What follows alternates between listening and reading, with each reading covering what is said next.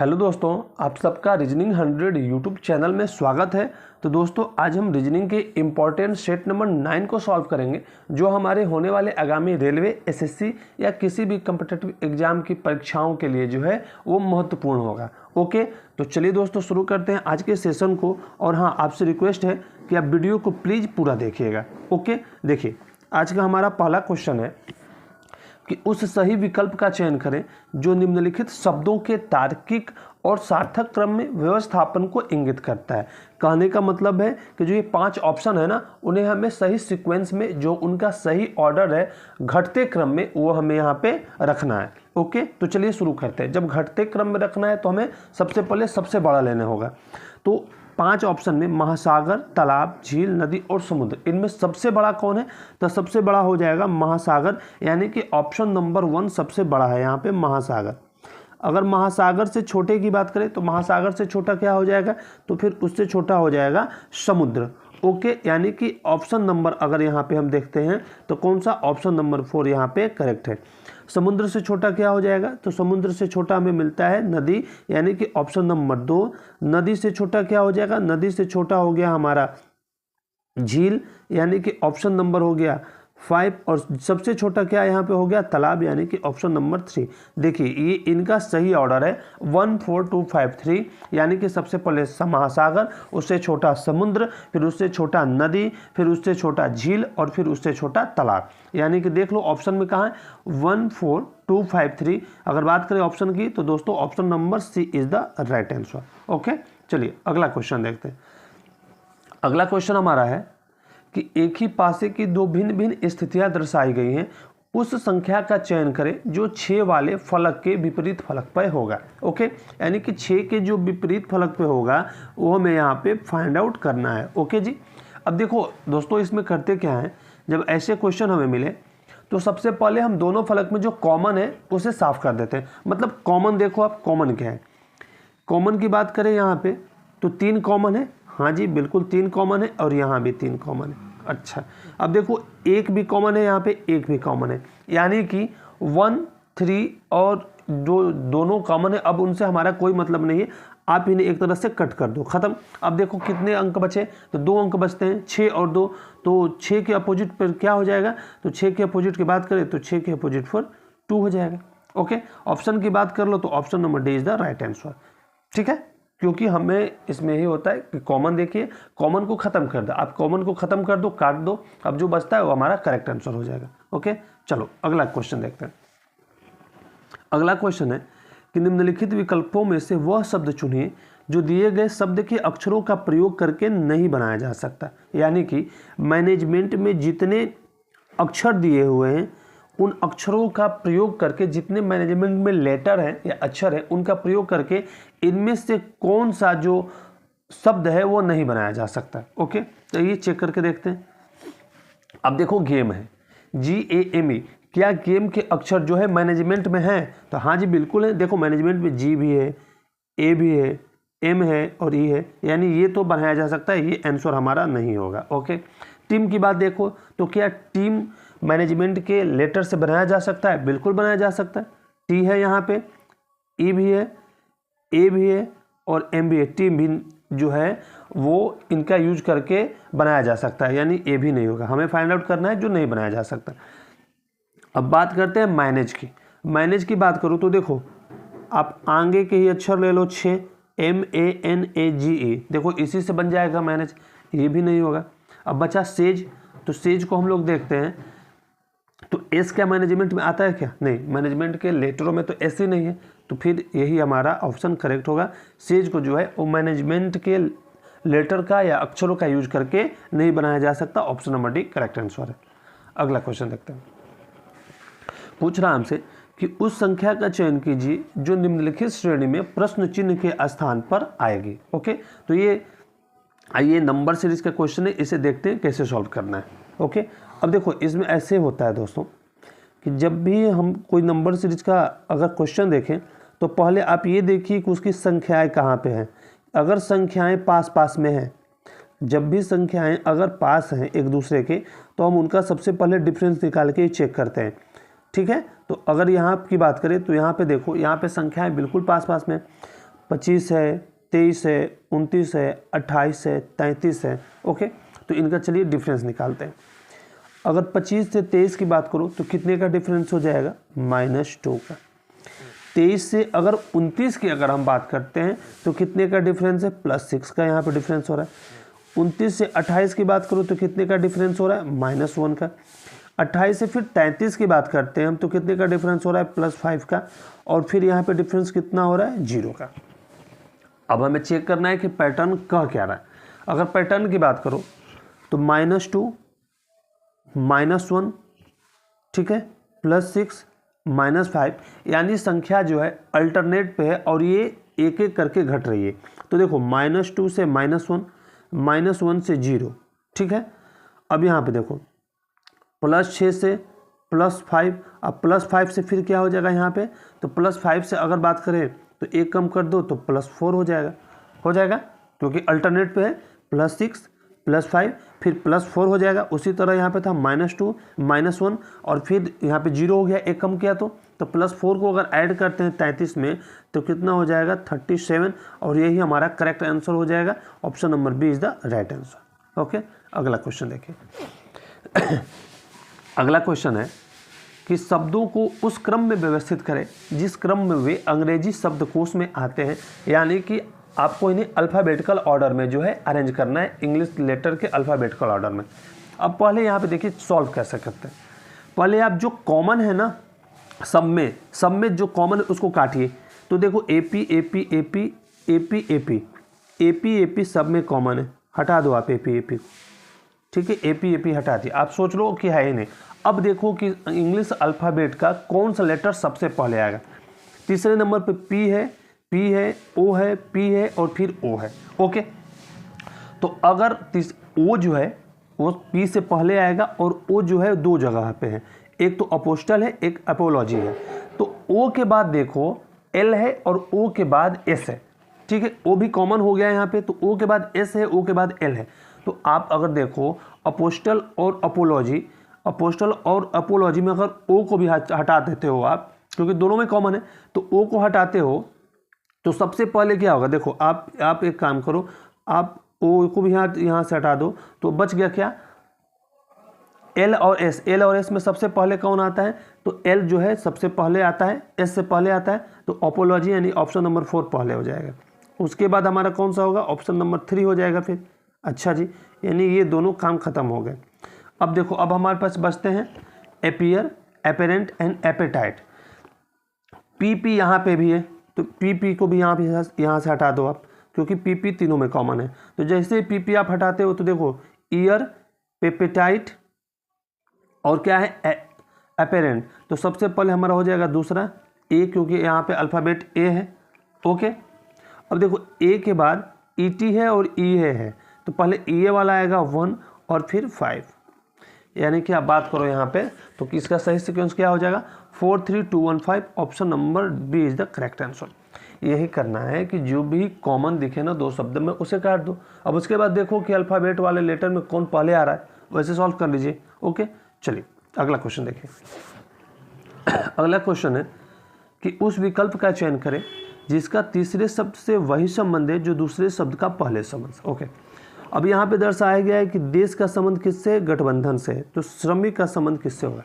देश का संबंध गठबंधन से। एक बात समझो, देश का संबंध, तो देश में गठबंधन होता है। जैसे दो देश हैं, जैसे मान लो भारत है और रूस है, इन देशों के बीच कुछ तो संबंध हो गए, कुछ तो गठबंधन हो गए ना किसी चीज़ को लेकर। तो देशों के बीच जब गठबंधन हो गए तो जो श्रमिक हैं, तो श्रमिकों के बीच क्या होता है? जैसे श्रमिक है, श्रमिक का बहुत सारे श्रमिक है, तो उनके श्रमिकों का एक क्या होता है? श्रम होता है। क्या होता है उनके बीच? तो श्रमिकों का अपना एक संघ होता है। जैसे बहुत सारे देशों का एक अपना गठबंधन होता है, उसी तरह बहुत सारे श्रमिक रहते हैं तो अपना एक संघ बनाकर रहते हैं। तो ऑप्शन नंबर श्रमिकों का क्या हो जाएगा? श्रमिकों का श्रमिक संघ। आपने नाम भी सुना होगा, श्रमिकों का संघ होता है। ओके, तो option number C is the right answer. अगला क्वेश्चन देखिए। अगला क्वेश्चन है कि किसी विशेष कूट भाषा में रेन को 4 6 7 8 लिखा जाता है, वेट को 1 3 5 लिखा जाता है, तो उसी कूट भाषा में इंटर को कैसे लिखा जाए? ओके, अब देखो किसी विशेष कुट भाषा में रेन को 4, 6, 7, 8 लिखा जाता है। अच्छा एक बात आप समझ लो, यहाँ पे मैं आप छोटी सी बात बता दूँ, 4, 6, 7 और 8 आर के अगर आप बात करो लेटर की, तो इंग्लिश अल्फ़ाबेट में आर का स्थान जो होता है वो 18 नंबर पे होता है। और आर के अपोजिट की बात करो तो आर का अपोजिट होता है आई, उसका अल्फ़ाबेट में स्थान 9 नंबर पे होता है। तो यहाँ पे आर के लिए दिया क्या है, आर के लिए 4 दिया है, यानी कि हमें कुछ नहीं करना है, ना अपोजिट यहाँ पे लगेगा, ना अल्फ़ाबेट का उसका खुद का नंबर लगेगा, यानी कि जो अल्फ़ाबेट दिया हुआ है उसके लिए, यानी जो उस अल्फ़ाबेट के लिए जो नंबर दिया हुआ है वही इसका कोड है और ये इजी है। चलिए तो बस अब करना क्या है, अब आप इसे फाइंड आउट कर लो। देखो इजी है ये, आपको अल्फ़ाबेट से कोई मतलब नहीं है। अब इंटर को करना है, इंटर ई के लिए देखो क्या दिया गया है, ई के लिए वेट में देखो 3 दिया गया है। वेट का भी वैसे है, जब पहला वैसे तो तीसरा भी वैसे होगा, दूसरा भी। वेट का हो गया आपका, ई का हो गया 3, एन का हो गया 8, टी का हो गया यहाँ पे 5, ई का हो गया फिर 3 और आर का देखो 4 दिया हुआ है। 38,534 देखो 38,534 option number B is the right answer. समझ में आया ना, यहाँ पे कोई भी अपोजिट लेटर, अपोजिट अल्फ़ाबेट का लेटर नंबर या उसका खुद का नंबर नहीं है, जो दिया हुआ है वही इसका नंबर होगा। ओके चलिए असंगत चुनना है। 4 ऑप्शन है, बाघ, गाय, हिरण और तेंदुआ। इन चारों में असंगत कौन है? अच्छा एक बात देखो, बाघ है, हिरण है और तेंदुआ है, ये कहाँ आपको देखने को मिलते हैं? जंगल में मिलते हैं। ये घरों में तो आप देख तो नहीं हो ना, ये डोमेस्टिक जीवों की श्रेणी में तो नहीं आते हैं, ये जंगली जानवर है। जबकि गाय की बात करो तो गाय जो है ये डोमेस्टिक एनिमल है, ये हमारे घरों में भी रहती हैं, तो ये ऑप्शन नंबर बी सही है, क्योंकि ये इन तीनों से अलग है, असंगत है। ओके चलिए अगला क्वेश्चन देखते हैं।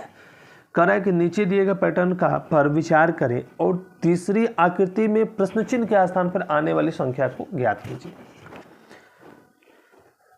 देखिए यहाँ पे कैसे आपको समझना है पहले। अच्छा यहाँ पे 5 है और 6 है, अगर ये 2 संख्याएं हैं, अगर हम इन्हें एक बार समझिए आप, अगर हम इन्हें ऐड कर ले तो 6 और 5 कितना हो जाएगा, 11 हो जाएगा। ओके जी, यहाँ पे देखो 5, 1, 2, 5, 2, 7, 1, 8 हो रहा है। ऐड करने पे ये चीज़ें तो नहीं आ रही। अच्छा जब ऐड करने पे नहीं आ रही है तो एक बार मल्टीप्लाई करके हम लोग चेक करते हैं। मल्टीप्लाई करो आप, 6 और 5 को मल्टीप्लाई करो कितना होगा, 30 होगा। इनको मल्टीप्लाई करके देखो तो 5 और 2 ना 10 और 10 में 1 से मल्टीप्लाई करोगे तो 10 ही होगा। यानी यहाँ पे तो 30 आ रहा है मल्टीप्लाई करने पे, यहाँ पे जो है 10 आ रहा है। ओके अच्छा क्यों ना अगर हम इनका स्क्वायर करके देखें तो क्या ये संख्या आ सकती है? चलो देख लेते हैं। 5 का स्क्वायर करो 25, 1 का स्क्वायर किया 1 और 2 का स्क्वायर किया तो कितना हुआ, 4 हुआ जी। अब इनको ऐड करो तीनों को, 25, 1, 26 और 4, 30, यानी कि इन वाली संख्याओं के वर्गों का योग जो है इन वाली संख्याओं के गुणनफल के बराबर है जी। अच्छा तो पहले में तो ऐसा हमें समझ में आया, पहले में हमने ऐसा देखा कैसे हो रहा है। अब दूसरे पैटर्न की बात कर लेते हैं। 10 में 5 से मल्टीप्लाई करो तो कितना आता है, 50 आएगा। ओके जी 50 आ गया। अब इनका स्क्वायर करो और ऐड करो 16, 5 का स्क्वायर 25 और यहाँ पे देखो कितना हो जाएगा, 3 का स्क्वायर 9, ऐड कीजिए 16 और 25 कितना होता है, 41, 41 में 9 ऐड कर दूँ तो कितना हो जाएगा, 50। यानी कि ये पैटर्न हमें समझ में आ गया कि जो बाहर वाली संख्या है उसका मल्टीप्लाई करना है और जो अंदर वाली संख्या है उसके वर्गों का हमें योग करना है। ओके अब देखो यहाँ पे क्वेश्चन मार्क के स्थान पे क्या आएगा ये पता करना, तो पता कर सकते हैं ना। इसका स्क्वायर करते हैं 1 का तो 1 आ गया, 3 का स्क्वायर करते हैं तो 9 आ गया, 2 का स्क्वायर कर तो 4 आ गया, तो 9 और 4 13 और 1 कितना होता है, 14। अब यहाँ पे 14 कैसे कर सकते हैं, तो x इंटू 2 बराबर 14 कैसे करोगे, क्या यहाँ पे x की जगह पे रखोगे कि 14 आ जाए, तो 7 रख दो, 7 इंटू 2 ये भी 14 और ये भी 14। तो यानी कि ऑप्शन की बात करें तो option number B is the right answer. Question mark के स्थान पे क्या आ जाएगा, तो क्वेश्चन मार्क के स्थान पे हमारा 7 आ जाएगा। ओके चलिए अगला और नेक्स्ट क्वेश्चन देखिए। नेक्स्ट क्वेश्चन है कि एक सोल्जर है 2 किलोमीटर उत्तर दिशा की ओर चलता है। अच्छा, सोल्जर को अब 2 किलोमीटर उत्तर दिशा की ओर चलाओ। सोल्जर यहाँ से चलना प्रारंभ किया, अगर सोल्जर 2 किलोमीटर उत्तर दिशा की ओर चलता है, ओके, फिर वो बाएं मुड़ता है, बाएं मुड़ा यानी कि फिर वो पश्चिम की ओर ऐसे मुड़ गया, बाएं मुड़ता है और 3 किलोमीटर चलता है, ओके, और फिर वो बाएं मुड़ता है और लगातार चलता रहता है। बाएं मुड़ गया है, अब वो चल रहा है, लगातार चल रहा है, अब कहाँ रुकेगा पता नहीं, चल रहा है, ठीक है। तो पूछ क्या रहा है कि अब वो किस दिशा में चल रहा है। भाई तो जब ऊपर है तो उत्तर की तरफ शुरू किया था चलना, यहाँ से स्टार्ट किया उसने, ये उसका स्टार्टिंग पॉइंट है। अब देखो नीचे की तरफ चल रहा है, तो नीचे की तरफ दक्षिण की तरफ चल रहा है, तो option number A is the correct answer. अगला देखिए, अगला है कि रमेश जो है वो मोहित की माँ का ससुर है। ओके, रमेश कौन है? रोहित, मोहित है, ये मोहित है, ये मोहित हो गया, तो ये मोहित की माँ हो गई। मोहित की माँ कौन होगी? मोहित की माँ हो गई। अब मोहित की माँ का ससुर यानी कि मोहित का दादा कौन है? तो रमेश है, रमेश है, ओके। मोहित को, रमेश कौन है? रमेश जो है मोहित की माँ का ससुर है, यानी मोहित का दादा हो गया, ओके। मोहित जो है वो विशाल का इकलौता भाई है। मोहित और विशाल ये दोनों भाई हैं, तो मोहित और विशाल ये दोनों भाई हो गए। मोहित का रमेश से क्या संबंध है? अब देखो ना, हमने तो पहले ही कहा है कि मोहित का दादा है, मोहित का दादा है, तो मोहित का रमेश से क्या संबंध है? तो रमेश का मोहित कौन लगेगा? तो अब इसके कोई पति होंगे, ये भी आप समझ लीजिए, जो ओके जी, इसके पति जो भी होंगे, चलो ये हो गया। तो मोहित का रमेश से क्या संबंध है? तो रमेश का पिता का पुत्र हो गया, रमेश के पुत्र का पुत्र हो गया, तो रमेश का पुत्र हो गया इसकी माँ का पति, तो रमेश के पुत्र का पुत्र हो गया मोहित, यानी कि क्या हो गया? रमेश का पुत्र का पुत्र। Option number B is the right answer. अब यहाँ से देख लो ना, ऐसे देखो क्या संबंध है। तो रमेश का पुत्र है ये है, और इसका पुत्र मोहित है, तो रमेश के पुत्र का पुत्र हो गया, ओके। चलो अगला क्वेश्चन देखते हैं। करें कि यदि एल को जो है वो जोड़ को, एम जो है माइनस को, एन भागा को और पी गुना को दर्शाता है, तो इसका जो है हमें जो वैल्यू है वो फाइंड आउट करना।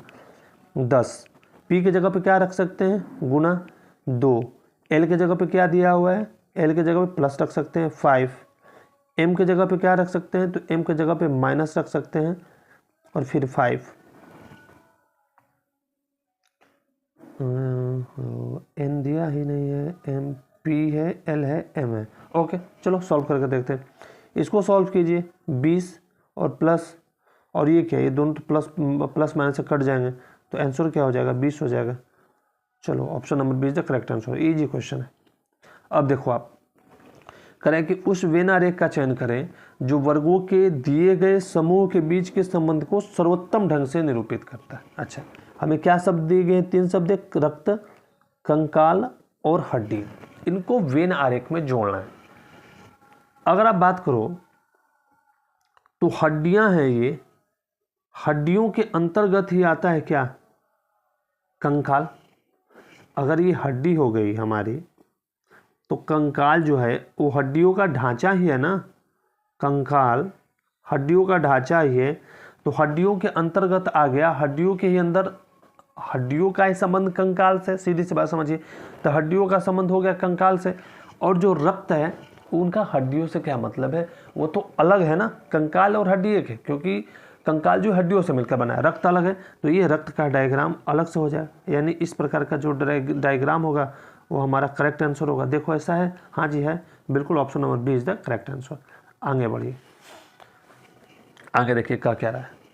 कह रहा है आगे कि नीचे एक पैराग्राफ दिया गया है, S1 और S6, यानी कि ये S1 और S6 इस पैराग्राफ के पहले और अंतिम वाक्य हैं। पैराग्राफ के भाग 1, 2, 3, 4 क्रम में नहीं है, एक सार्थक और सुसंगत पैराग्राफ बनाने के लिए उन्हें सही क्रम में बनाए रखें। अच्छा, इनको क्रम में पिरोना है, समझिए। चलिए अब देखिए यहाँ पे ये तो पहला शब्द होगा, इसी से जोड़ते हैं। कह रहा है कि एनसीआर में कई मेट्रो लाइनों की योजना बनाई गई है। एनसीआर में कई मेट्रो लाइनों की योजना बनाई गई है। अच्छा, मेट्रो लाइन की योजना क्यों बनाई जाती है? मेट्रो लाइन की योजना बनाई जाती है ताकि जो है हमें ज़्यादा से ज़्यादा रिलायबल हो सके, परिवहन जो है आसान हो सके। तो देखो अब समझिए, इनमें से रेड लाइन पहली मेट्रो लाइन है, इससे परिवहन की समस्या कम होने की उम्मीद है। यह अपने प्रारंभिक चरण में शाहदरा से शुरू होकर 30 हजारी तक जाती है। इस लाइन पर वर्तमान में 1 लाख से अधिक यात्री यात्रा करते हैं। ये हमें 4 दिए हुए हैं और पहला शब्द है कि एनसीआर में कई मेट्रो लाइनों की योजना बनाई गई है। क्यों? ताकि इससे परिवहन की समस्या कम होने की उम्मीद है। मेट्रो लाइन इसलिए बनी है कि परिवहन की समस्या कम हो। ओके, तो परिवहन की समस्या कम होने की उम्मीद है, पहला हो जाएगा S1 के बाद। अब देखो कह रहा है कि इनमें से रेड लाइन पहली मेट्रो लाइन है। इनमें से रेड लाइन पहली मेट्रो लाइन है, ठीक है। उसके बाद ये हो जाएगा पहला नंबर, रेड लाइन पहली मेट्रो लाइन है। यह अपने प्रारंभिक चरण में शाहदरा से शुरू होकर 30 हजारी तक चली, फिर तीसरा हो जाएगा। ओके, और लास्ट में क्या बचता है कि इस लाइन पर वर्तमान में 1 लाख से अधिक यात्री यात्रा करते हैं, तो 4, यानी 2 1 3 4 option number B D is the correct answer. चलिए अगला देखिए, करेंगे सभी खिलौने किताबें। सभी खिलौने, जितने भी खिलौने हैं वो क्या हैं? वो किताबें हैं। सभी खिलौने किताबें हैं। अच्छा, और सभी किताबें जो हैं वो ट्रेनें हैं। सभी किताबें जो हैं वो ट्रेन है। ओके, ये हमारा डायग्राम बन गया। आइए इन्हें सॉल्व करते हैं, देखते हैं निष्कर्ष में क्या दिया हुआ है। सभी ट्रेनें किताबें हैं।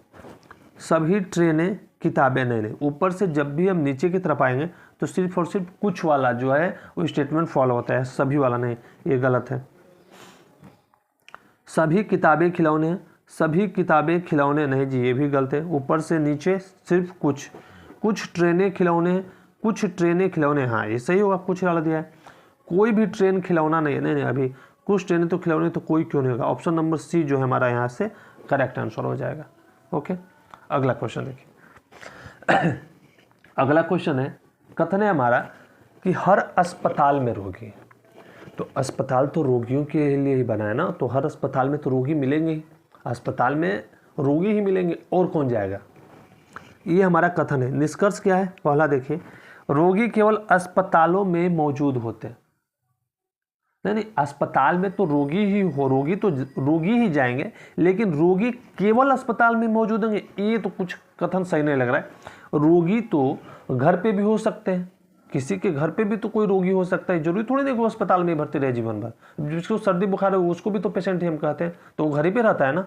चलो, अस्पताल में रोगी नहीं है, दोनों गलत है भाई, कोई निष्कर्ष ही नहीं है। तो न तो निष्कर्ष 1 और न ही निष्कर्ष 2 पालन करता है। Option number C is the correct answer. अगला क्वेश्चन देखिए, कह रहा है कि कौन सा उत्तर चित्र में दिए गए प्रश्न की सही जल छवि को दर्शाता है, यानी कि यहाँ से हमें वाटर इमेज पाना है। अब ये प्रश्न आकृति है और इसका वाटर इमेज जो है ये क्या होगा, वो हमें फाइंड आउट करना है। अब देखो आप, जब वाटर इमेज होता है तो चित्र जो है वो उल्टा हो जाती है। तो उल्टा हो जाती है तो समझो आप, यहाँ से जो ये वाला पॉइंटर है वो ऐसे हो जाएगा और जो ये वाला है वो ऐसे हो जाएगा, बाकी सब सेम टू सेम रहेगा। तो आप अगर इसको आप मिटा दो, आप सोचो कि ये कुछ है ही नहीं। अब देखो ऐसा चित्र में जैसा दिख रहा है अभी सामने, वैसा कहाँ पे है? तीसरे में। वैसा देखो किस में है? वैसा तो तीसरे में ही है, चौथे में भी है। पहला तो होगा नहीं, काटो इसको। ए, बी को देखो, ये भी नहीं होगा। अगर सी को देखो तो सी भी वैसा है, डी भी वैसा है। ओके, 1 मिनट साफ करो तब इसे देखो। ये नीचे वाला गया ऊपर, ऊपर वाला हुआ नीचे,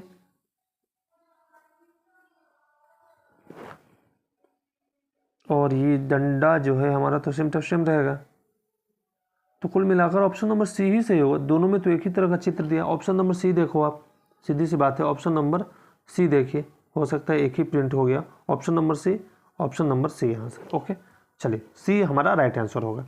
सिर्फ करना क्या है यार, इसमें उल्टा ही करना है ना, तो इसमें क्या गलत है, यानी सी वाला ही सही होगा।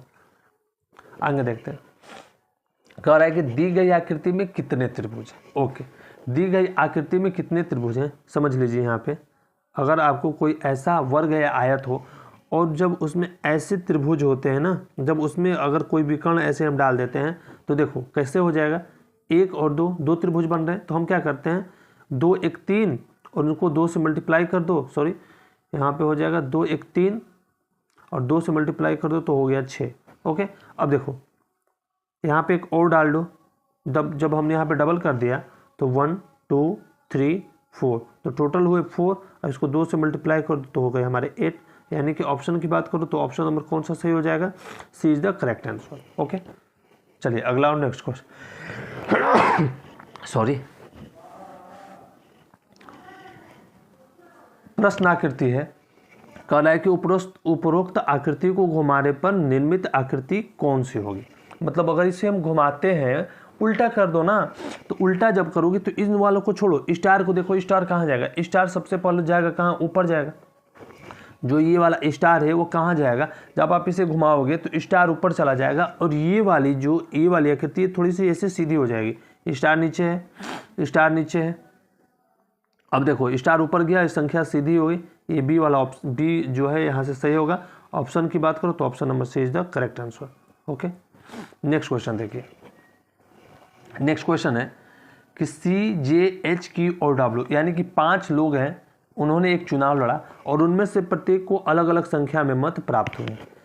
एच को जो है, एच को जे से अधिक मत प्राप्त हुए, लेकिन डब्ल्यू से कम मत प्राप्त हुए। अच्छा ठीक है, 3 लोग हो गए।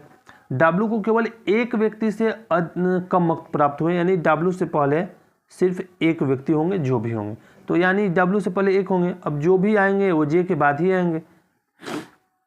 अब यहाँ पे समझो सी को सबसे कम मत प्राप्त हुए हैं, सी यहाँ पे हो जाएगा, तो यहाँ पे बचता कौन है, क्यू। काम खत्म इसका, ये हो गया भाई। अब देख लो पूछ क्या रहा है, कह रहा है कि निम्न में से किसी सर्वाधिक मत प्राप्त हुए, क्यू को। Option number A is the correct answer. Okay, खत्म। तो दोस्तों देखिए, यहाँ पे हमने जितने भी इम्पोर्टेंट क्वेश्चन थे और जो हमारी एग्जाम में आते हैं और जो एक्यूरेट लेवल होता है ना एग्जाम का, उसको हमने यहाँ पे आपके सामने रखा, एग्जैक्ट लेवल। हमारा यही मकसद है कि हम रीजनिंग के 100/100 जो है वो मार्क्स प्राप्त करें, टोटल बाय टोटल मार्क्स प्राप्त करना हमारा उद्देश्य है। ओके, ठीक है दोस्तों, अगर आपको हमारा ये सेशन पसंद आया तो आप हमारे यूट्यूब चैनल रीजनिंग 100 को लाइक शेयर और सब्सक्राइब जरूर कर लीजिएगा। ओके, और वीडियो को पूरा देखिएगा। मिलते हैं कल के नेक्स्ट सेशन में। Okay, bye.